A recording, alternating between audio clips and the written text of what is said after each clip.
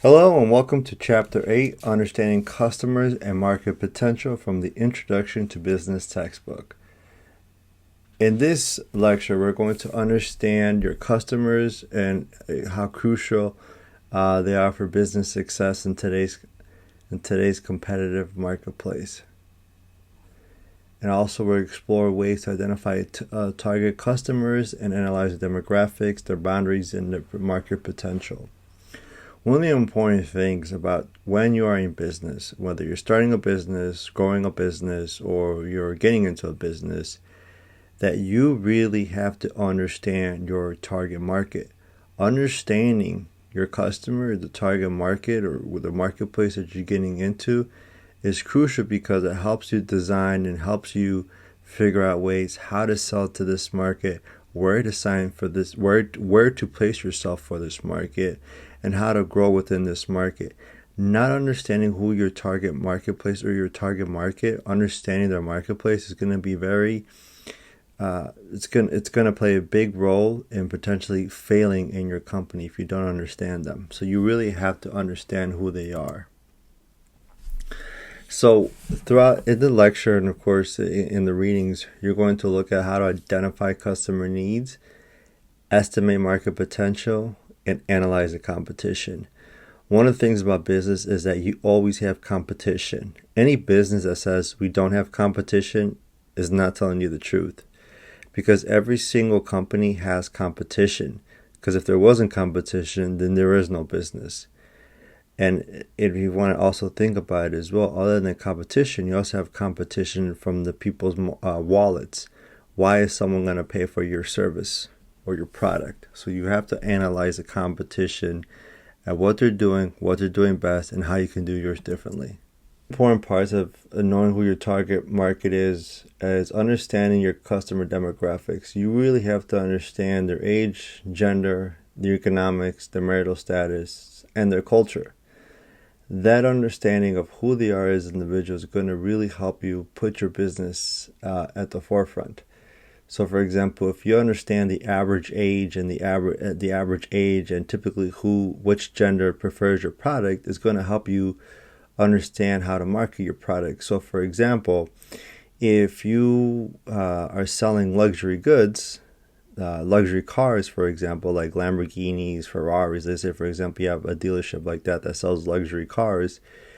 The typical average age that you look at your target market is probably in their 40s, 50s, who has at least making six figures, if not more, who has that type of money to spend. And they're typically males that live in suburban areas of the country where, typical home costs maybe $1 million or more.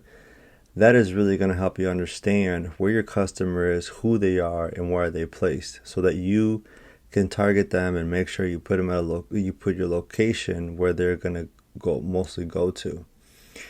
Again, and another one that rings the bell is, for example, there's a gym called Orange Theory, which is targeted towards women who make at least $60,000 or more in salary and have discretionary funds to spend at this gym. Now, of course, just because it's targeted to women doesn't mean that men are not allowed in this gym. But Orange Theory has figured out who they're targeting, with specific gender, with specific economics, because they need to fit their gym for their specific target market. Anyone else can come, that's totally fine, but they're not going to bother themselves with other than their specific target market. Understanding their demographics is going to be very crucial and very important for you as to how you're going to, how you're going to market your product and what you're going to price them at. There's also geographic boundaries of markets. For example, local markets. You think about your mom and pop shops, right? Your local restaurants, your local grocery store, that's probably one. Your local dry cleaners, everything that's local within driving distance of you, that's just probably one store, maybe two at the most, but very local. So think about that. Of course, those have geographic limits, right? So they have to understand that because they are local, they have to drive a lot of people to their location in order to make it. And they have to be very customer oriented, because they cannot satisfy customers, because if they do so, they may lose customers and losing a lot of customers can potentially lose their business. The other one, so think about that. Local markets, again, is your local mom and pop shop, one stores within the local driving distance that they target for people for. Regional markets is the mid-sized business, right? Those are your typical regional businesses, like one, for example, grocery store in the Chicago land area, or but they're part of another conglomerate, but stores like Jewel Osco, for example, regional base. A lot of fast food chains are typically, some of them are regional, like think like In-N-Out Burger, which is famous in California and the parts of the southwest of the country. That is a regional base. It's not yet national, but that's regional base. Another one, for example, for regional, is some gas stations are regional. And so think about, they're just in parts of the country. They can be in a state, 2 states, 3 states, 4 states, a couple of states, but they're regional based. So they could be based just in the South or in the Midwest. So those are your regional markets. And then your expanded reach, of course, that's your national brands, or usually businesses that can expand nationwide or so. But also expanded reach, other types of national branches, or even global branches, like McDonald's is one, Coca-Cola, but those are the big conglomerates. Estimating your market potential. One of the things is to define your market potential. There's a lot of research out there now that you can help you define your target market or your market potential. But if you want to identify your market potential, the first thing is determine who your primary customer is based on the demographics and preferences.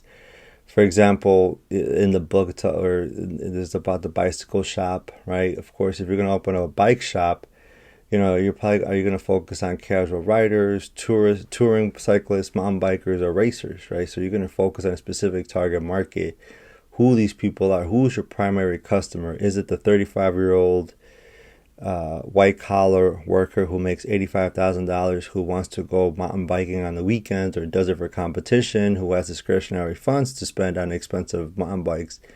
Is that your target customer?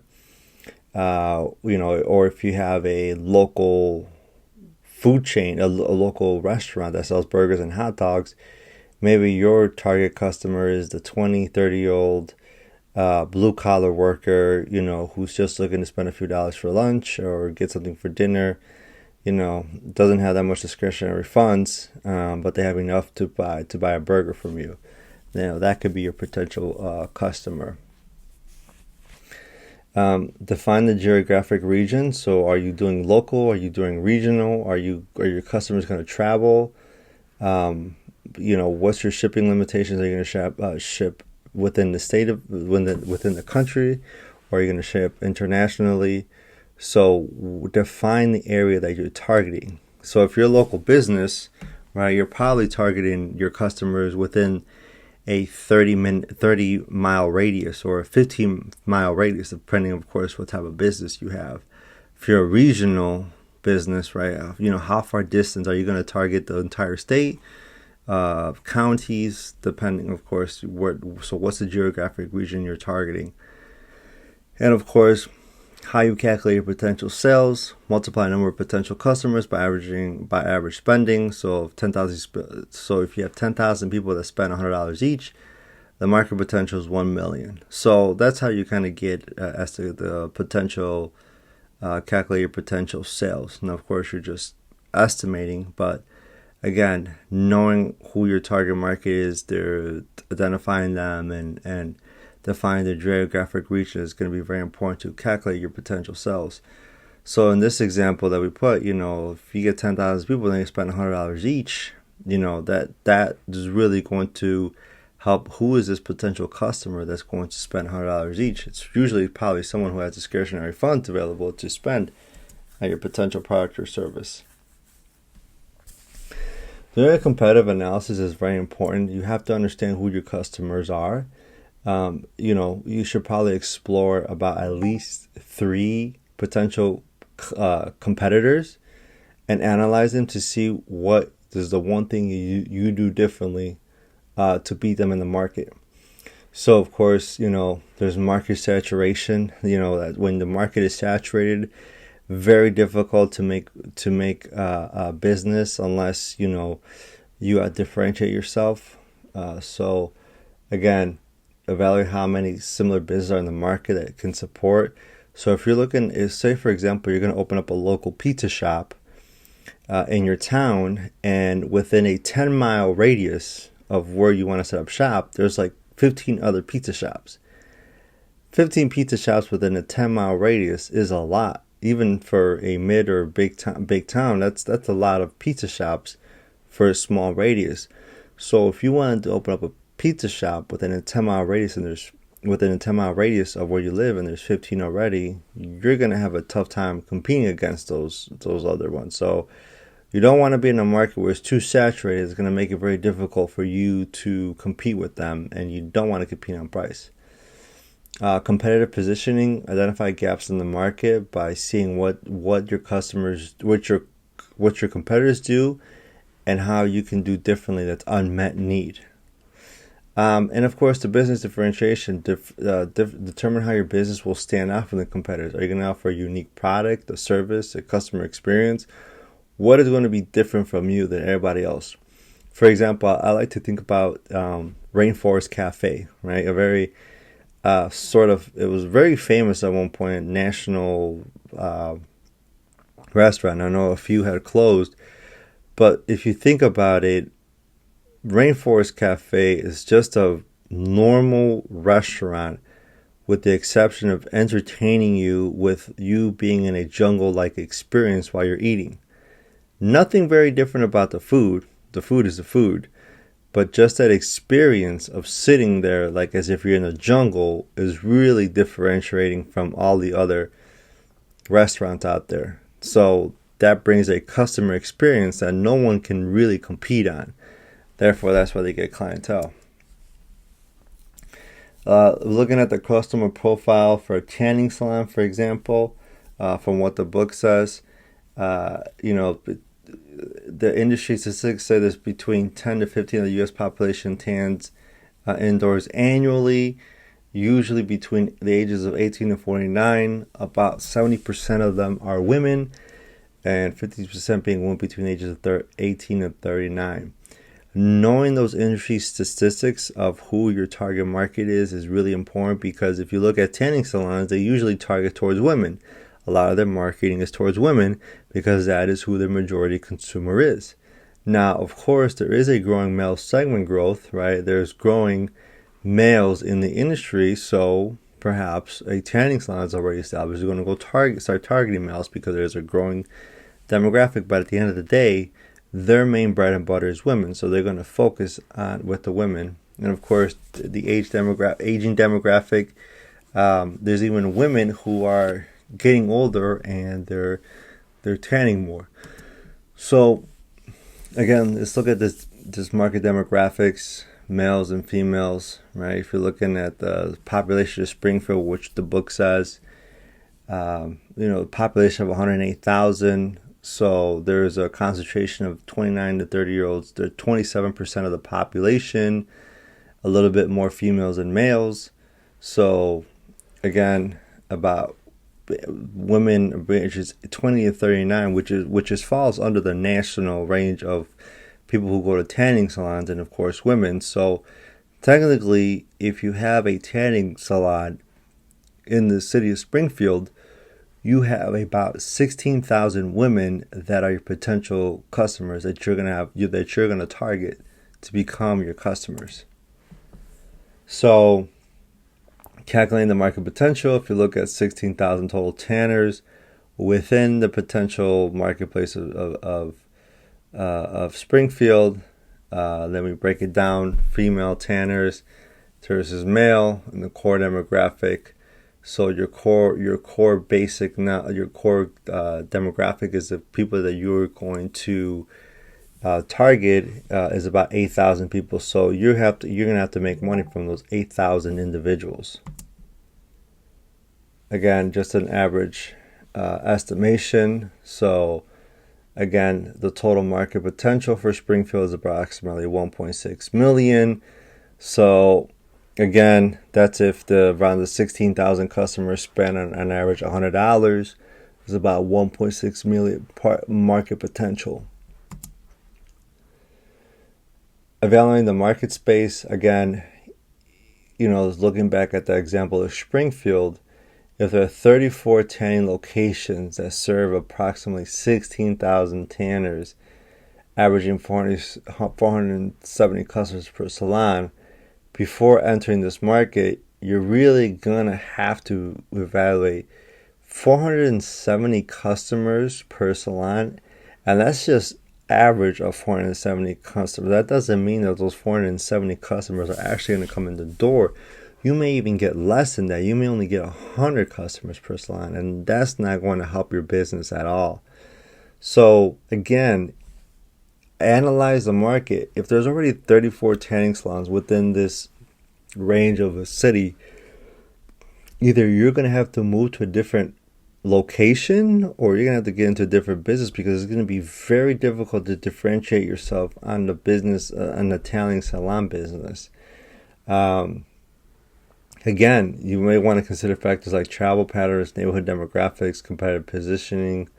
So where are you going to put up shop? So is the market saturated? Perhaps it is, right? There's probably too much for it. You evaluate your competitors, and there's really not much you can do differently than they are. Where is the customer concentrated? What's their location? And market area definition. It's a definition, right? Identify your specific target market. So those are the keys to evaluating the market space.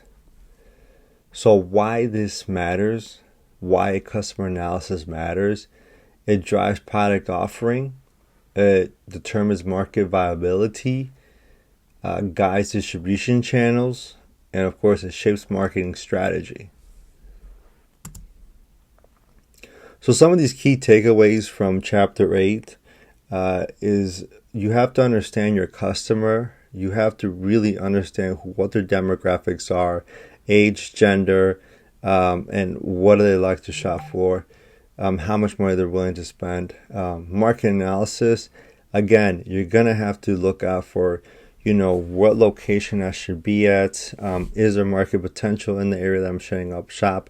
And hopefully with the intent that there's no market saturation. Because if there's market saturation, meaning there's a lot of players in the game, it's going to be very difficult for your company to market penetrate that unless you do something drastically different than your competitors. So that is the key takeaways for Chapter 8, Introduction to Business Textbook. Thank you.